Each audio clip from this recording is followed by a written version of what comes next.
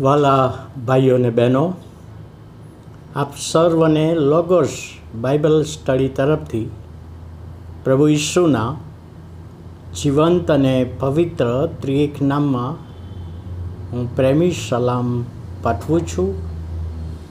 આજનો દિવસ એટલે કે મે મહિનો આપણે પ્રભુ કૃપાથી પૂરો કરી શક્યા અને આજે જૂન મહિનાની શરૂઆત એટલે 1 જૂન 2024 અને શનિવારનો આ નવો દિવસ આપણા જીવનોમાં પ્રભુએ બતાવ્યો માટે પ્રભુનો ખૂબ આભાર માનીએ છીએ. જે પ્રોમિસ આજે આપણે જોવાના છીએ 45મો અધ્યાય, ગીતશાસ્ત્ર 45 અને 4થી કલમ, જેનું ટાઇટલ છે રાજાઓનો રાજા. ગઈકાલે આપણે જોયું હતું. હવે આ ગીતમાં 4થી કલમમાં કહે છે, તારો જમણો હાથ તને ભયંકર કૃત્યો શીખવશે. અહીં આગળ એક ઈશ્વર તરફનું અદ્ભુત પ્રોમિસ માનવ જાતને માટે આપવામાં આવ્યું છે. જો 45મો અધ્યાય તમે આપણે આખો વાંચીએ ને તો એ અધ્યાયમાં પ્રભુ ઈસુ ખ્રિસ્તનું વિજયવંત પ્રવેશ અને પ્રભુ ઈસુ ખ્રિસ્તનું મરણને પુનરુત્થાન અને ત્યાર પછી પુનરાગમન, આ બધી બાબતોનો, આ સિદ્ધાંતોનો અણસાર ત્યાં આપણને જોવા મળે છે. પ્રભુ ઈસુ ખ્રિસ્તના જન્મ થયા પહેલાં આ અણસાર આ ગીતમાં જોવા મળે છે. એમાં લખવામાં આવ્યું છે, સવારી કરીને વિજયવંત થા, સવારી કરીને વિજયવંત થા. તો પ્રભુ ઈસુ ખ્રિસ્ત સવારી કરીને યરૂશલેમમાં વિજયવંત થયા, એક એનો મિનિંગ આપણે કરી શકીએ. અને બીજો મિનિંગ, સવારી કરીને તું રાજા તરીકે વિજયવંત થા પુનરાગમન વખતે, એ પણ મિનિંગ અહીંયા હિડન મિનિંગ છુપાયેલો છે. હવે જો અહીંયા આપણે જોઈએ છે કે તારનાર એક રાજાની ઉપમા અને સંકેત આપવામાં આવે છે. જ્યારે પહેલું આગમન થયું ત્યારે એનો જન્મ એ ગભાણમાં થયો અને એના ઉપર તલવાર ચલાવવામાં આવી હેરોદ રાજાએ, એ આપણે જાણીએ છીએ. પણ ઈશ્વરનું જે આયોજન હતું માટે પ્રભુ ઈસુ, બાળ ઈસુનો બચાવ થયો, એ તલવાર ચાલી નહીં. પણ એ રાજા જે સ્વર્ગમાં ચડી ગયા છે અને પુનરાગમન તરીકે પાછા આવવાના છે, ત્યારે તલવાર ચલાવનાર છે, ન્યાય કરનાર છે, શિક્ષા કરનાર છે, એવો અહીં આગળ બીજો મિનિંગ થઈ શકે છે. શિક્ષા કરવા માટે, ન્યાય કરવા માટે આવનાર છે. હવે એક બીજી બાબત અહીં આગળ જે છે, એ બાઇબલમાં ઘણી બધી જગ્યાએ આપણે એનો ઉલ્લેખ જોઈએ છે. જમણો હાથ, જમણા હાથનો ઉલ્લેખ બાઇબલમાં અવારનવાર આપણને જોવા મળે છે.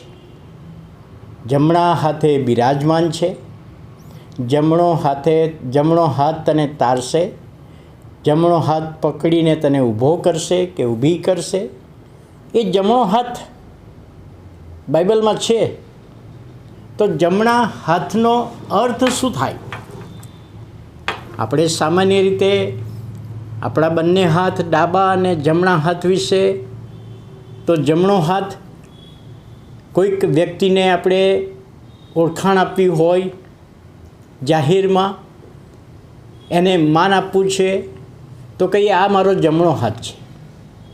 તો જમણા હાથથી હું બધું કાર્ય કરી શકું છું, તો આ મારો મિત્ર એ જમણા હાથ સમાન છે, બધું જ મારું કામ પૂરું કરશે. એ કહેવતના રૂપમાં છે, પણ અહીં થિયોલોજીકલ ભાષામાં જમણો હાથ એ અહીંયા એનો ઉલ્લેખ કરવામાં આવ્યો છે.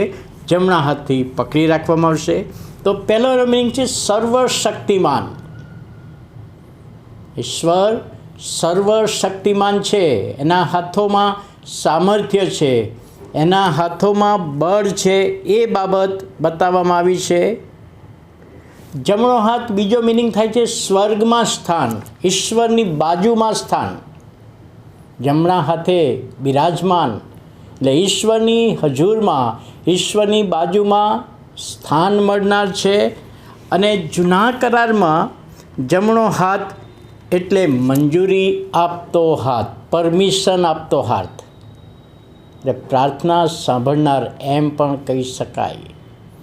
એટલે જમણા હાથના આ મિનિંગ છે. બીજા પણ મિનિંગ થઈ શકે છે, પણ આ જે મિનિંગ છે કે જમણો હાથ અને ઈશ્વરના જમણા હાથે બિરાજમાન છે.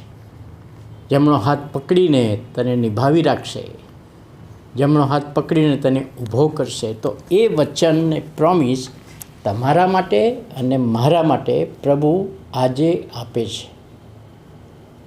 તો પ્રભુનો ખૂબ આભાર માનીએ છીએ કે ઈશ્વર પાછો, પ્રભુ ઈસુ ખ્રિસ્ત પાછા આવવાના છે. જમણા હાથે બિરાજમાન, જમણા હાથે સ્થાન મળવાનું છે. એનું સામર્થ્ય છે, એનું સ્વર્ગમાં સ્થાન છે. અને પરમિશન આપતો હાથ, મદદ કરતો હાથ, એ બાબત સમજવામાં પ્રભુ આપણા બધાની સહાય કરે, મદદ કરે, દોરવણી આપે. પ્રાર્થના કરીએ. વાલા પ્રભુ, અમે ખૂબ આભાર માનીએ છીએ, તમારા નામને ધન્યવાદ આપીએ છીએ.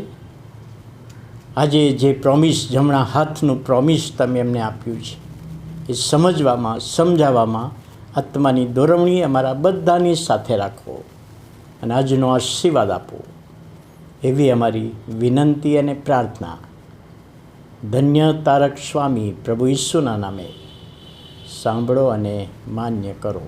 આમીન.